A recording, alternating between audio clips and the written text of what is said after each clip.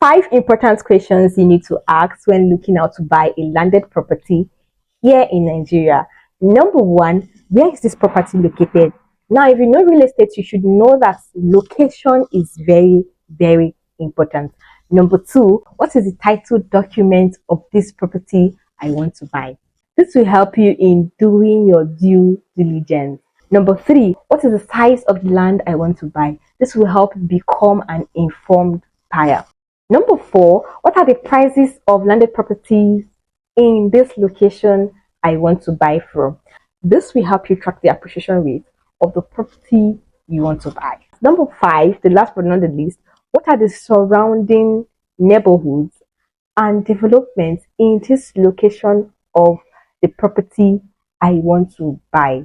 This will help you predict the appreciation rate of the property you want to buy. I am Deborah Wanko, the real estate queen.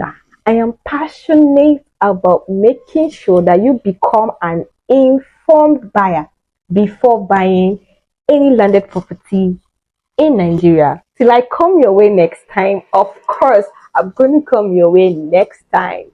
Bye for now.